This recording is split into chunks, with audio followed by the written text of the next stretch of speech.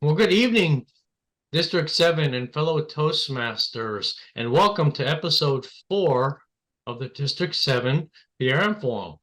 I am Fred Bergeron, your District 7 Public Relations Manager, and as you see in my view here, I have the lovely Phyllis Harmon, who is our past District Director. Or were you a governor, Phyllis? I was the last district governor.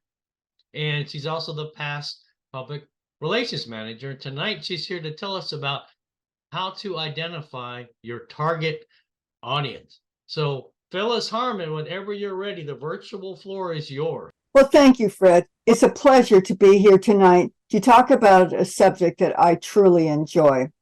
When I was the PRM for District 7 several years ago, I became well acquainted with trying to discover who was our target audience.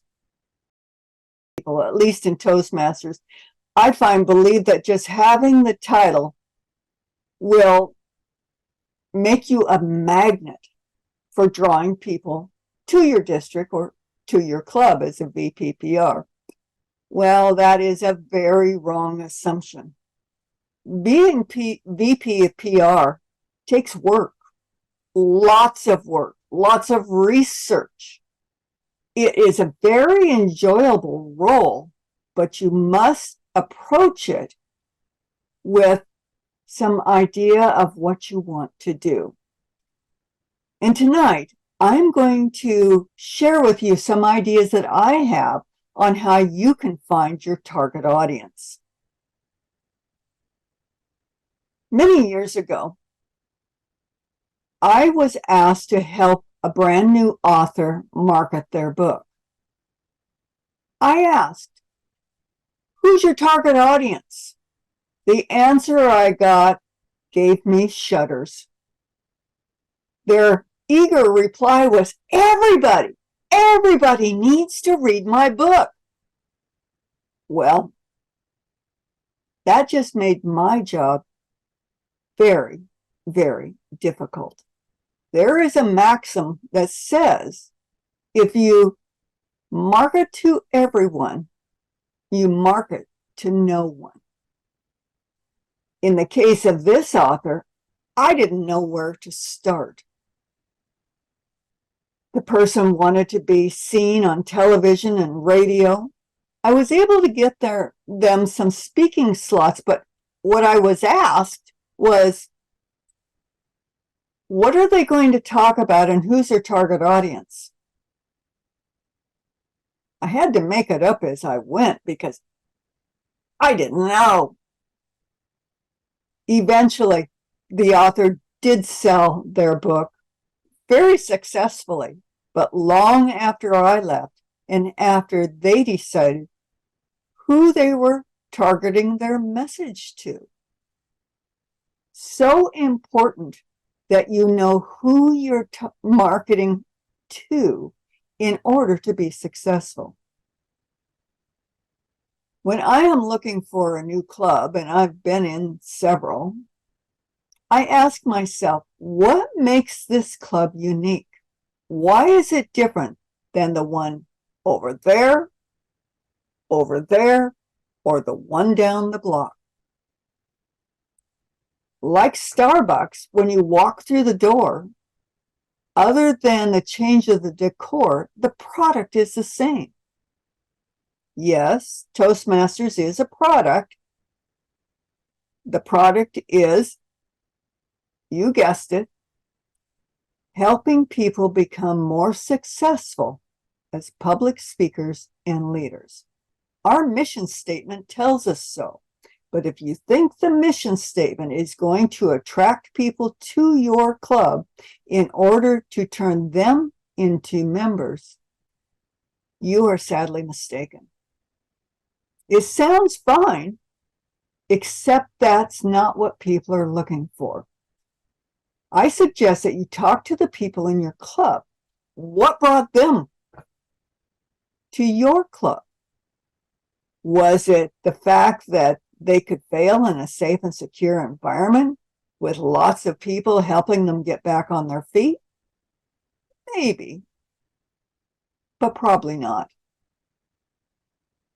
You will probably find, if you actually ask people, is they needed to improve their presence in front of an audience. They were afraid to speak before a crowd, or they were overlooked in their leadership track at work, and they wanted to find a better way.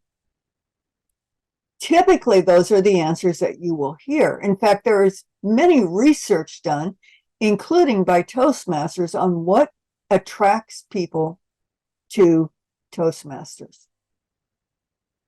Me, being the research idiot that I am, went out to artificial intelligence.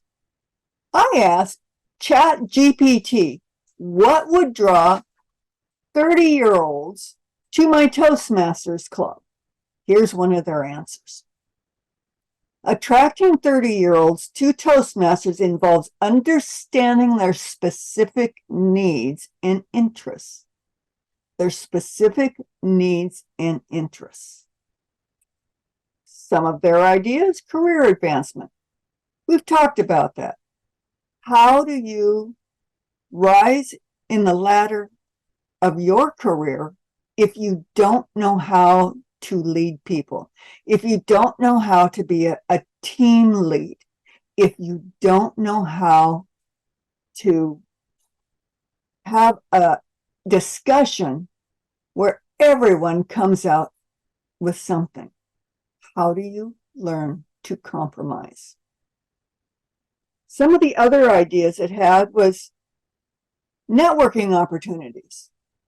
Show potential members how the people in your club can help others be successful by their connections. Something that we really don't talk about except in a sidebar every so often. Another is social impact. How can you show your members that you are socially aware? Because remember that this particular age group are very socially aware. So if you can show them how they can take Toastmasters to develop their presentations, to bring in their social consciousness, you will have new members coming to your door, and they will tell their friends about your club. That makes you unique. Let me tell you a little story. Several years ago, when I was in the trio, we were in need of one more club to meet our district objectives, to become a distinguished district, which is a big deal when you are in the trio of any particular district. I started a storytelling club. At that time, we didn't have any here in the district, making it a really great niche club. I marketed as join the storytelling club, and together we can change the world. Socially conscious? Maybe.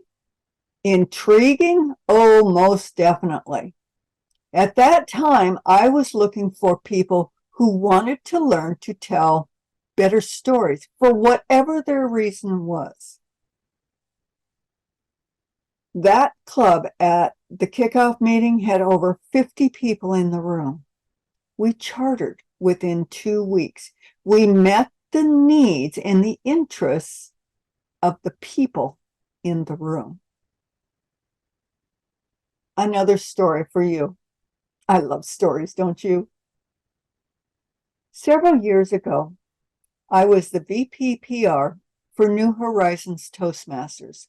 At that time, they were struggling to get the minimum number of people, which was 6, in order to stay an active club. We decided that we needed to change what we were doing. At that time, we had just moved to new space at the Bridge Cafe, which is no longer there, even though the club certainly is. I sent out an article to one of the local newspaper and I said, community, we heard what you had to say. We are changing our club meeting from once a month to once a week, and we are meeting at this time period, the exact period of time that you said you wanted. Come join us for our new kickoff meeting at the Bridge Cafe, where we will have a really terrific speaker who will talk to us about the history of engagement. It was soon after 9/11 anniversary, so it was very apropos for that period of time. We brought in probably close to 35 people into that room. The speaker was wonderful. We gave him an evaluation, went over well. We probably brought in 5 new members during that week and the week after. Was it because of the wonderful speaker or the great evaluation or the location?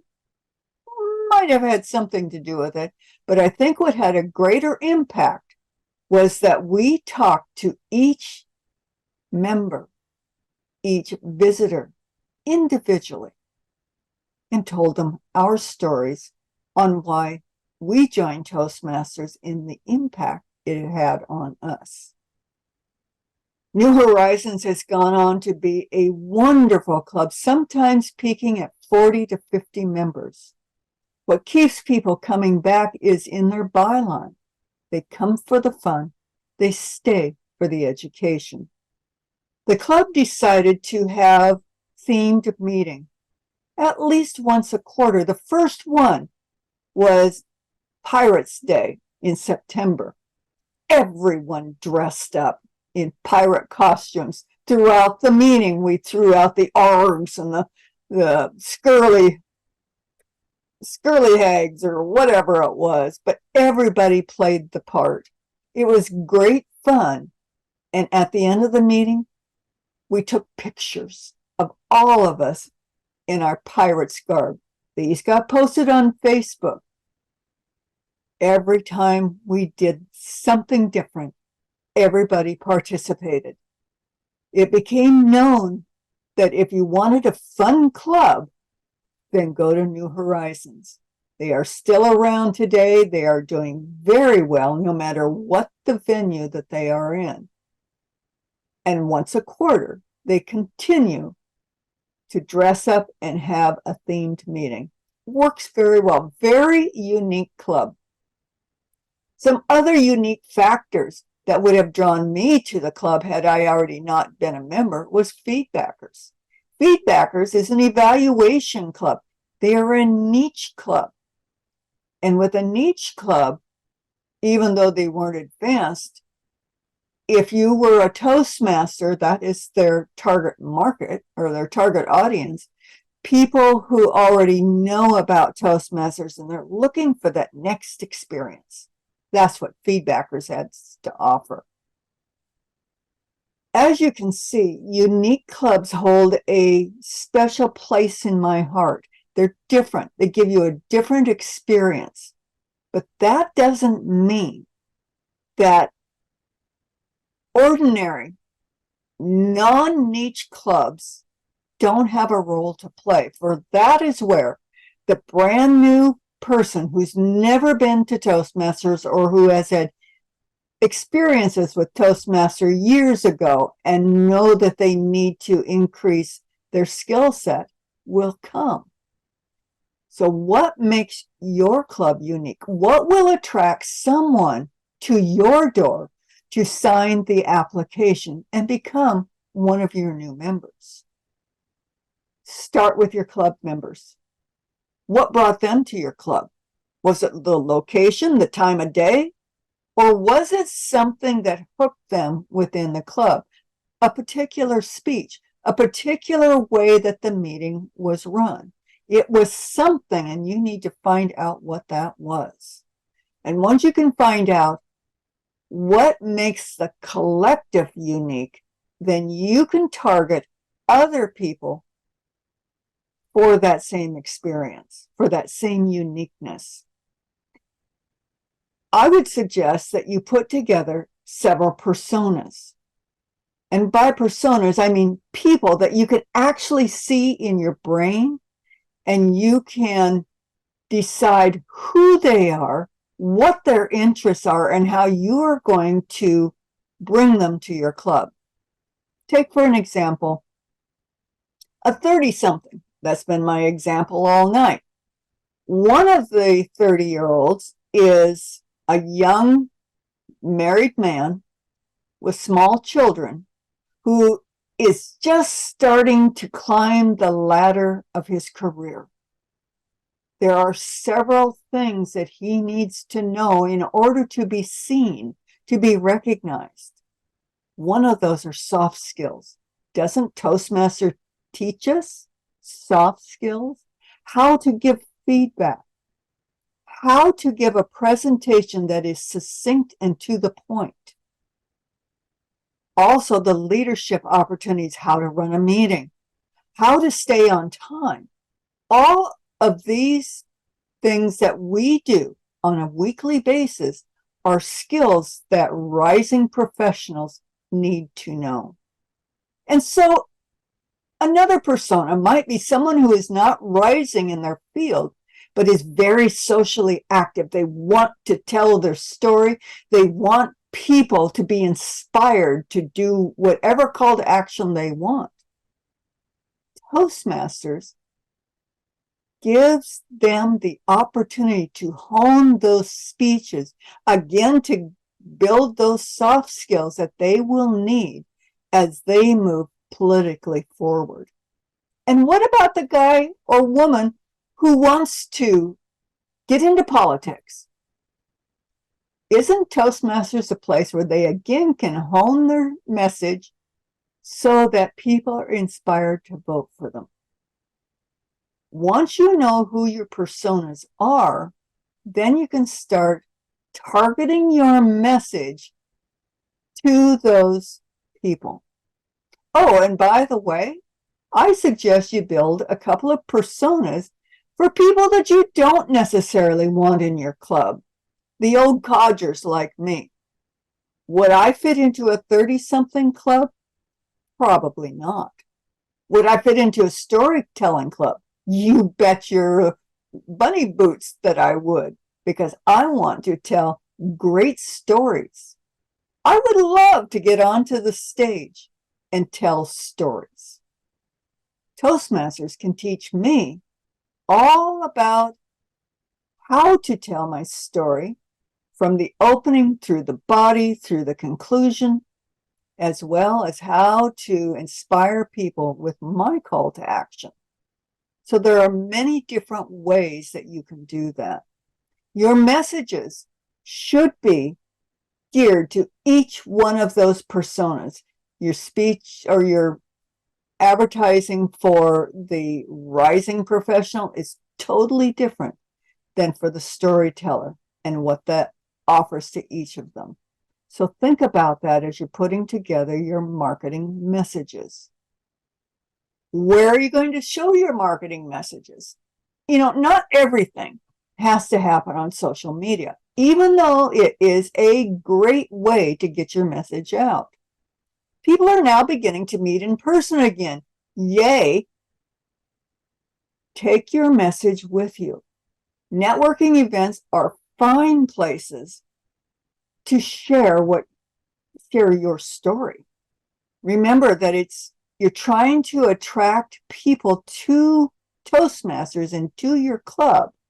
But before you can hand out your business cards or talk about Toastmasters, you need to find out what their pain points are. And by pain points, I mean, what's holding them back?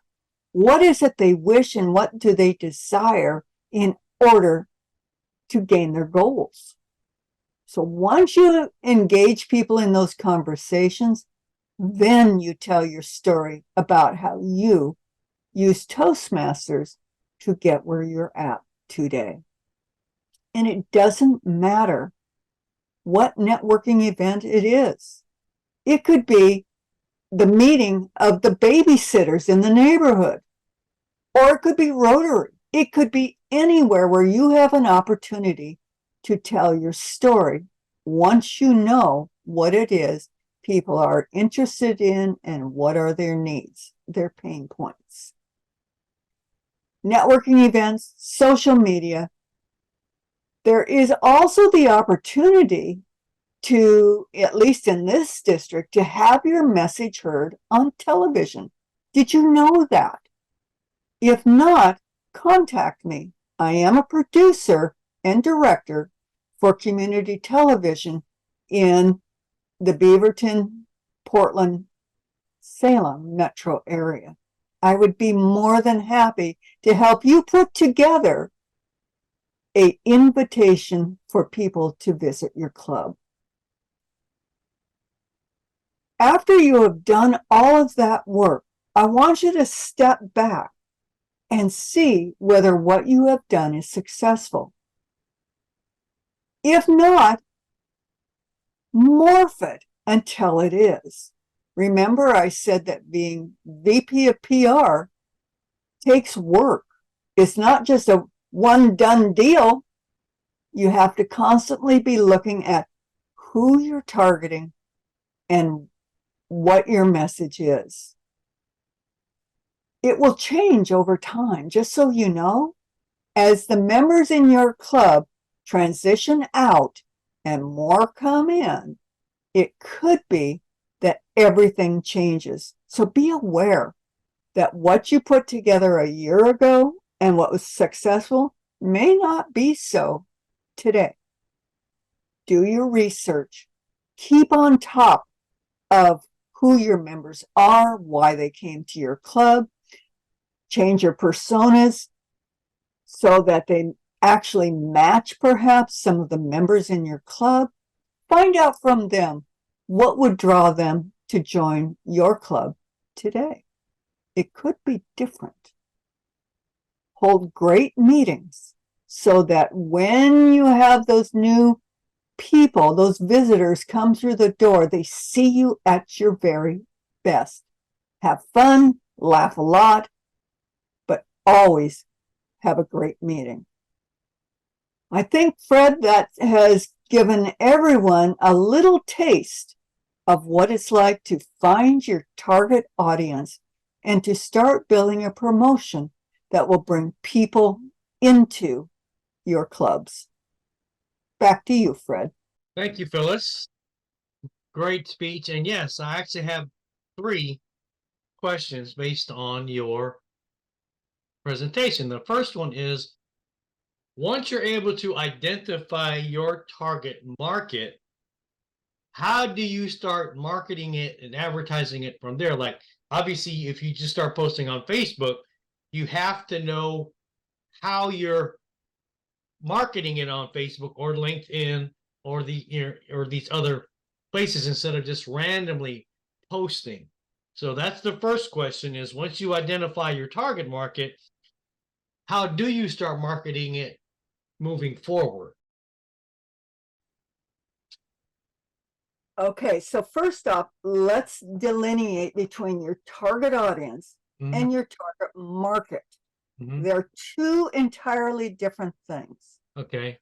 You have a market, but within that market is your audience. Okay. For instance, let's take this a little broader. Let's say that our topic, our market, is 30 to 40-year-olds. That's our market niche. But within that are the people, like I said, who are afraid to speak in public. We have people that are running for office, perhaps. We have people who are wanting to increase their leadership footstep. Those would be our audience within that larger market. So, how do you take it from there? One of the ways that I would do it is I would take it out. I would first off determine, where is that audience? Where are they on social media? I'm assuming they all are at this point. Are they on Facebook? Are they on Twitter? Are they on Snapchat? And there are statistics and reports out there on the web that will identify where most of those people are spending their time. When you discover what that is, then I would take your promotions, your target message.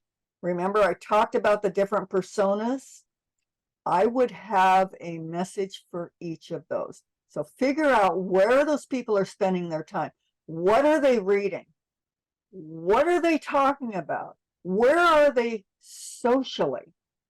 When you discover what those areas are, then you can target your message to them on those platforms, or whatever it is that you're doing. It could even be flyers in the marketplace, fresh market, wherever. Doesn't always have to be just online. It can be other places. It can be in networking events. Again, remember talking about the pain points. Did I answer your? Yes. And then the question number 2 is, I often hear the word demographics intertwined with like your cyber audience or your cyber market. Would you consider that word a synonym or something totally different? I haven't really thought about it that way. Demographics to me is, I'm from old school, so demographics is a map that shows me where I'm at this point in time, or location wise, like I'm sitting in my house. My demographic is that. But the demographic can also be the age of the person. Me, I'm 74. I'm not the target demographic anymore.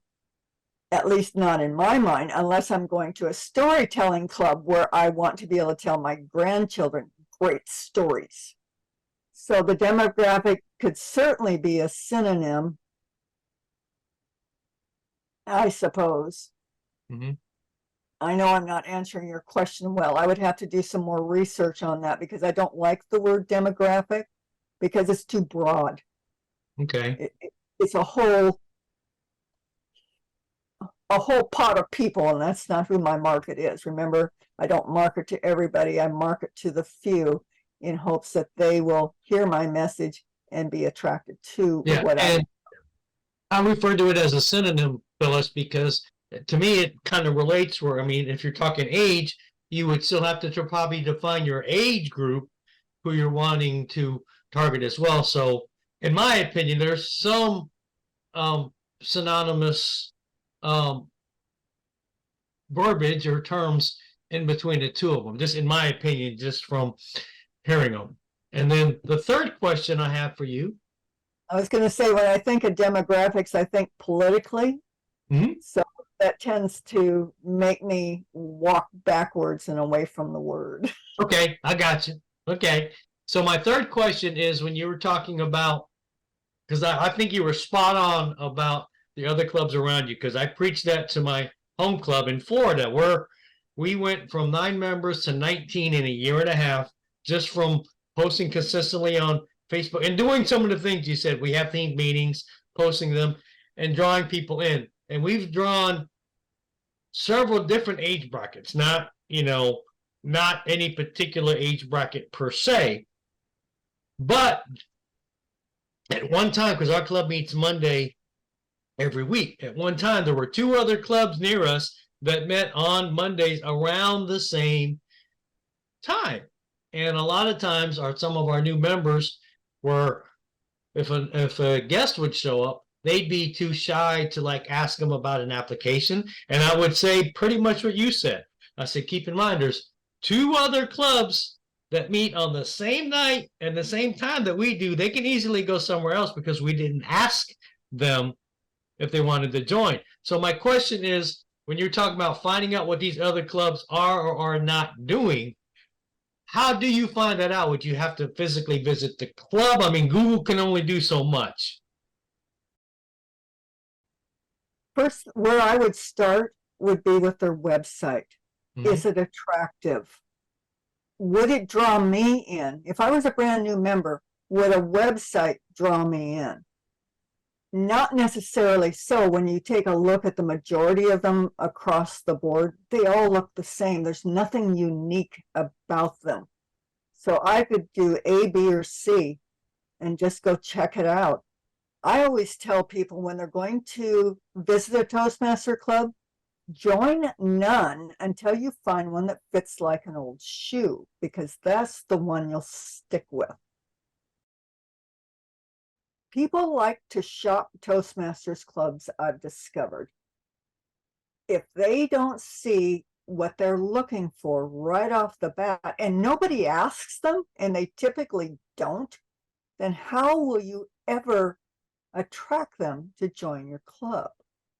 Again, I think it's hitting the pain points and asking them, what are you looking for? And then addressing what they're looking for and letting them know whether or not, be upfront, whether or not your club can help them. And if they cannot, then send them down the road with a recommendation. Remember, one of Toastmaster International's big marketing schemes is not to join your club, but to join somewhere. So perhaps you can help your district if it's not a good fit. We have several niche clubs in District 7, Feedbackers being one, which is a niche club. It's not an advanced club. But if you don't have enough Toastmasters experience behind you, you will not do well in that club. The members are well aware of that, and they will help someone find a beginner's club if in fact they don't have the background. That's helping the district. That's helping other clubs grow.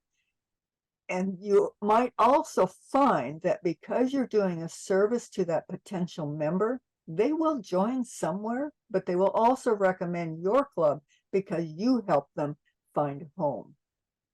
Just some of what I've learned over the years.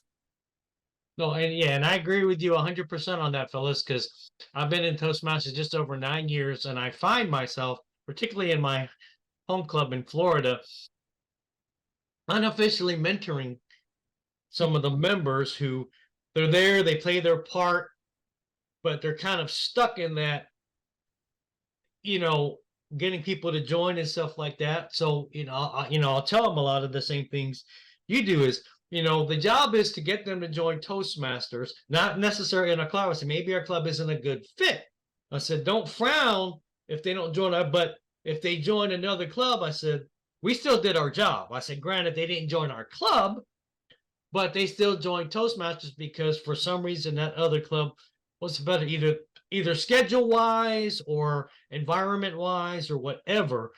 So I kind of find myself teaching people that they don't fret it if they don't join our club. So I mean, I really see where you're going with that, and Podmasters, the club I'm trying to turn to, this is a perfect example. Is we're a niche club, but we're also an advanced club. Like you said, if you're a brand new Toastmaster, you haven't completed at least 2 paths and pathways, we're not the club for you. However, once you finish your second path or second level in pathways, come back and see us. One of the challenges that I find, and I've been in PR for over 10 years at different levels, different clubs, is that there is no consistent training program that teaches how to find your target audience, much less how to market to that target audience. I think that learning word of mouth is from the guy that was in the role before, who either did or did not do a good job, is not the best way to train people to market their clubs or to market Toastmasters or any product for that matter.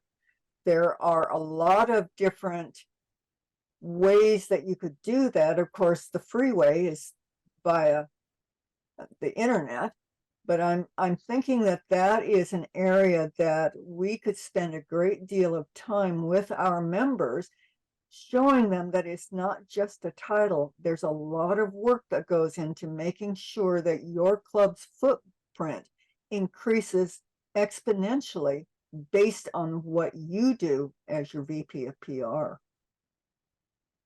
Oh, yes. Yes, I again, I agree with you 100% about that. And it's funny, Phyllis, because of our, of our age differences, how for some reason we're still kind of almost on the same track as far as, the membership and drawing membership in and the consistency of your marketing. Because I really think consistency is the key too, is you can have a good plan, but if you're not consistent with it, it's not going to help. What do you think about that, about the consistency?